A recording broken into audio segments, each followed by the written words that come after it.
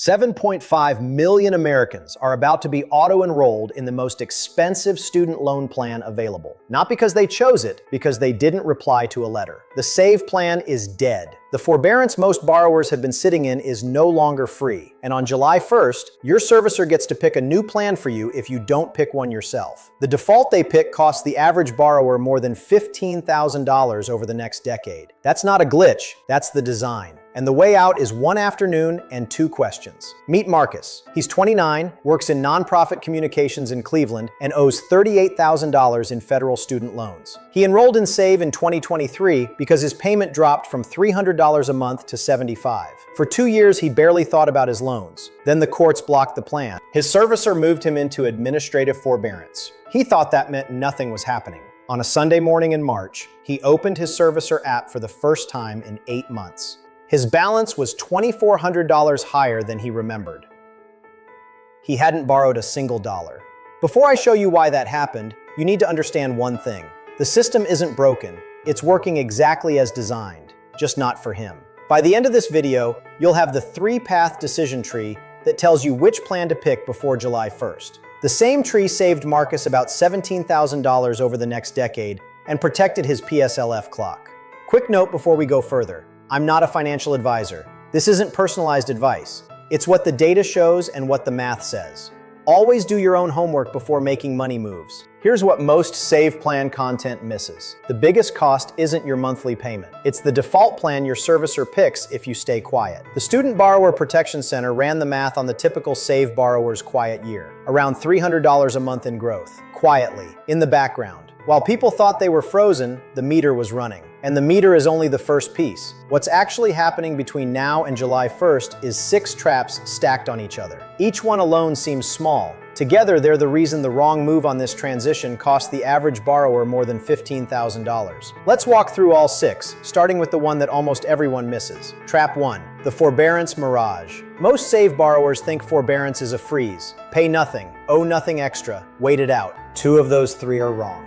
You owe nothing in payments right now. That part is true, but interest stopped being free in August of 2025. Your principal stays the same, your balance does not. Here's what that looked like for Marcus. His weighted rate is 6.5%. Every month he stayed quiet, his balance grew by about $200. In a year of doing nothing, that's $2,400 he didn't borrow. He didn't take out a new loan, he didn't miss a payment, he just listened to advice that was true 12 months ago and stopped being true last August. Multiply that across 7.5 million people in the same position, and the growth across the program is staggering. That's not a typo. The forbearance is no longer free. It is, in effect, a high-interest holding cell. Here's the part that hurts. Most borrowers found out about this from a tax form, not from their servicer. The interest restart was announced quietly. Most servicers don't send a monthly statement during forbearance, so unless you log in and look, you don't see the meter. Marcus only logged in because his sister asked him a question at dinner. We'll come back to that. There's a clock that started ticking on August 1st of 2025. Almost no one heard it. The first move is to log in and look at your current balance today. Not the number you remember, the one your servicer is showing right now. That's your real starting line. Ignore it for 90 more days and the line moves again. Trap 2, the auto-enrollment default. On July 1st, your servicer sends a letter. You have 90 days to pick a new plan. If you don't reply, they pick for you. They don't pick the cheapest. They pick the standard plan or the new tiered standard. The standard plan calculates your payment to clear your balance over 10 years, regardless of your income. On Marcus's $38,000 balance, the standard payment lands at about $432 a month. His old SAVE payment was $75. His budget didn't change, the plan did. And the plan was picked by a bureaucratic default, not a math comparison. Look at it from the servicer's side. Standard generates the most interest revenue per borrower. So when We'll Pick for You is on the table, the plan picked is the most expensive one to the borrower. That isn't an error, it's the design choice that made auto-enrollment a default. Marcus's payment under the new repayment assistance plan would be about $242 a month. The gap between RAP and standard is $190 every month. Across 10 years, that's more than $22,000 routed to the servicer instead of staying in his checking account. The cost of doing nothing is not zero. It is the gap between the plan that fits your life and the plan picked by your silence. Here's what this looked like for Marcus. He got a preliminary email in April. He filed it in a deal with this later folder. By June, he'd burned half his response window. The clock didn't pause for him. And here's the twist on standard most people miss. Your monthly payment doesn't change with your income. So if you take a pay cut, lose a job, or move to a lower-paying public service role, the standard payment doesn't flex. The income-driven plans do. Auto-enrollment locks you into the only plan that ignores life changes. The decision tree only has 3 branches. Your servicer is hoping you pick none of them. Trap 3, the PSLF clock reset. If you work for a government or nonprofit employer, you may be on track for public service loan forgiveness. 120 qualifying payments and the rest of your balance is canceled, tax-free. Here's the catch most SAVE borrowers don't know. Forbearance months don't count toward PSLF. You can sit in administrative forbearance for 2 full years and add 0 credits to your forgiveness clock. That math caught Marcus by surprise. He works for a literacy nonprofit and had 36 qualifying payments under SAVE before the courts intervened. 3 years of progress. When his servicer moved him into forbearance, his counter froze. He kept working at the same nonprofit. He kept thinking he was building toward forgiveness.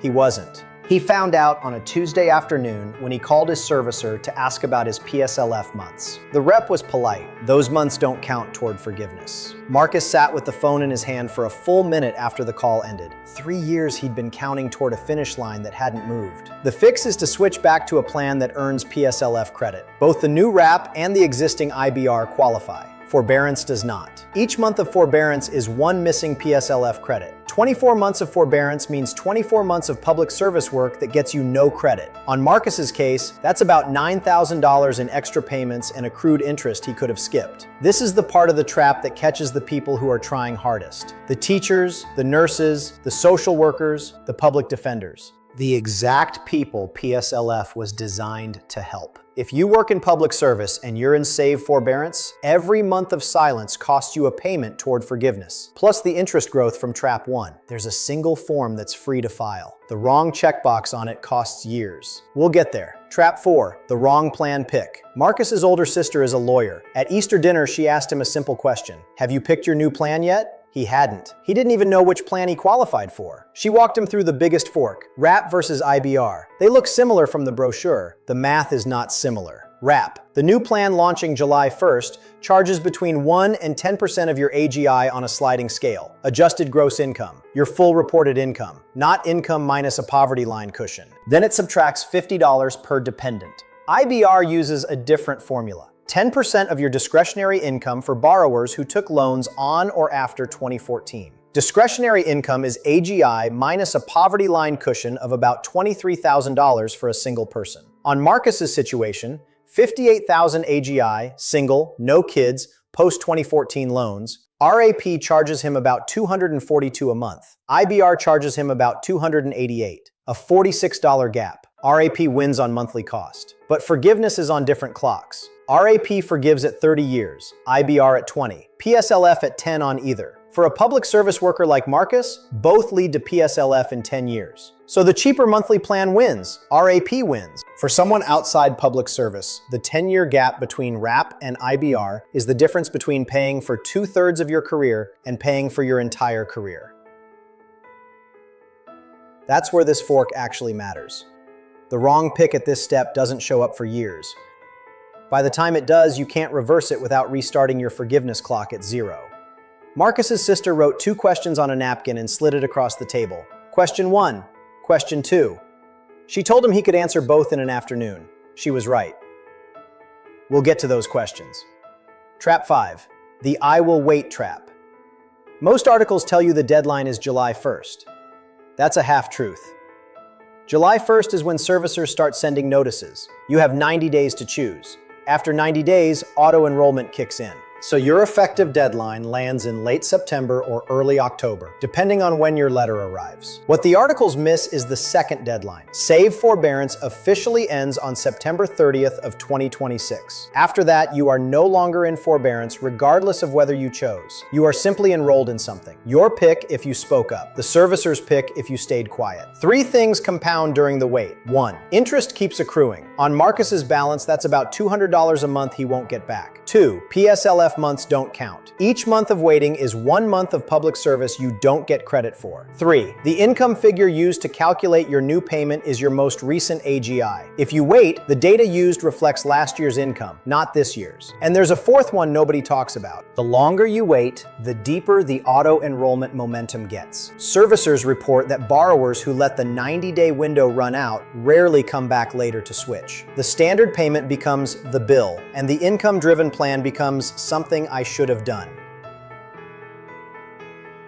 Inertia ships you the most expensive plan twice, once by silence, once by acceptance. Marcus almost waited the full 90 days from his sister's question. He kept meaning to file, first the weekend after Easter, then his nephew's birthday came up, then a work deadline, then he forgot. The napkin stayed folded in his wallet for 10 weeks. By the time he finally sat down with it, 3 more PSLF months had vanished from his counter and his balance was higher. Both came from doing nothing. The right move on July 1st is not to research for 2 months. It is to spend an afternoon with the 2 questions. Pick the plan that fits and submit. There's one more trap. It's the one that pulls the rug out from people who actually pick the right plan. Trap 6, the tax bomb bypass. Every income-driven plan ends in forgiveness if you don't fully pay off the balance. 20 years for IBR, 30 for RAP, PSLF after 10 if you qualify. Here's the part nobody on the income-driven flowchart explains. Forgiveness on RAP and IBR can be taxable. PSLF forgiveness is tax-free. That's a fork most borrowers miss until the year they actually receive forgiveness. A current federal carve-out makes most income-driven forgiveness tax-free through 2025. After that, the rule reverts unless Congress extends it. So forgiveness on RAP after 30 years and IBR after 20 years could land as taxable income in the year it occurs.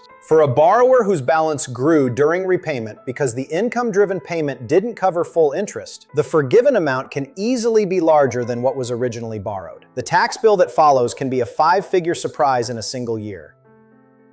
That is the tax bomb. PSLF dodges all of this. Forgiveness after 10 years of public service, tax-free, period. The trade-off is the work has to be public service for those 10 years. For nurses, teachers, public defenders, government workers, this is structurally the strongest path. Marcus's nonprofit qualifies. He has 36 PSLF months from before Save Forbearance. If he switches into RAP today, he earns credit for every payment going forward. 84 months from now, 7 years, his balance is forgiven. Tax-free, no bill at the end. The choice between RAP, IBR, and Standard is not really 3 choices. It is the question of which forgiveness path you can actually finish, and how much tax you pay at the end of it.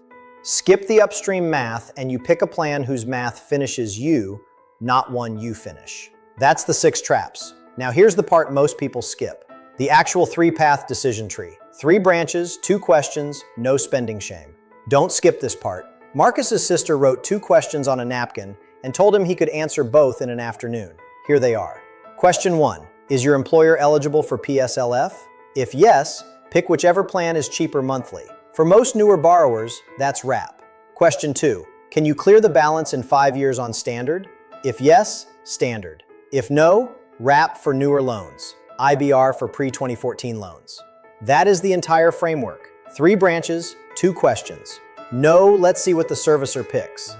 Each branch solves a specific trap from the first half. Here's what each one looks like in practice, starting with the path that fits most people. Path 1, RAP. Best for newer borrowers, parents, and most public service workers chasing PSLF. Payment is 1 to 10% of AGI on a sliding scale, lower by $50 per dependent. If your reduction falls short of $50, RAP adds a matching principal payment so your balance keeps moving. Forgiveness lands at 30 years. PSLF, if you qualify, lands at 10. The pick rule is simple. If you have post-2014 loans and either children on your taxes or a public service job, RAP usually wins. Path 2, IBR. Best for borrowers with older, pre-2014 loans or for high earners who want the standard payment cap. Payment is 10% of discretionary income for newer borrowers, 15% for older ones. Forgiveness lands at 20 years. PSLF at 10. The pick rule is simple. If your loans predate 2014, IBR is your only income-driven option. If your AGI is above $100,000 and you want to cap your payment at the standard amount, IBR caps it. RAP does not. Path 3, Standard or Paydown.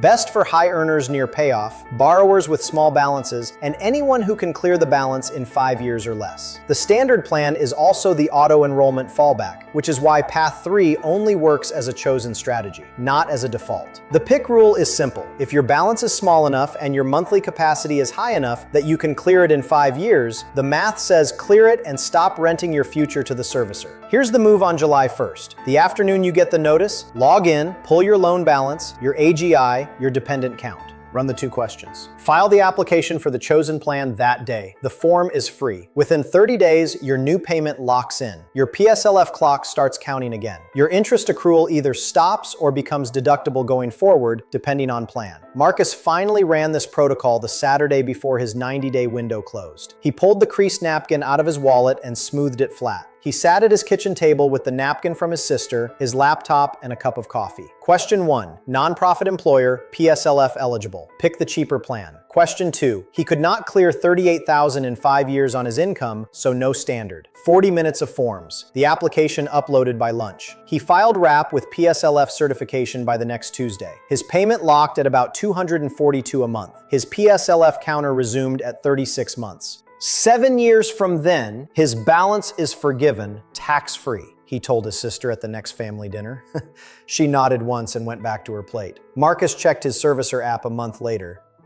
The number was finally moving in the right direction. Same income, same loans, same essentials gap, different system. The decision tree did the work. That is the 3-path decision tree. Here's the takeaway. The SAVE plan is dead. The forbearance you've been sitting in is no longer free. On July 1st, your servicer either picks a plan for you or honors your choice. Doing nothing costs the average borrower more than $15,000 across the next decade. The right move is the 3-path decision tree. Path 1 is RAP for newer borrowers, parents, and PSLF eligible workers. Path 2 is IBR for pre-2014 loans and high earner payment caps. Path 3 is standard, or paydown for those near the finish line. 2 questions, 3 branches, 1 afternoon of work. The math doesn't care how you got here. The math only cares what you do before the 90-day window closes. Screenshot this. The system is the 3-path decision tree. Which path fits your situation? Drop it in the comments. I read them. If this was useful, you'll want to see the $1.27 trillion credit card wall. Because the same auto-enrollment and minimum payment math that runs your student loan servicer also runs your card statement. The trap is the same shape. I'll link it right here. That's the move. Money made simple.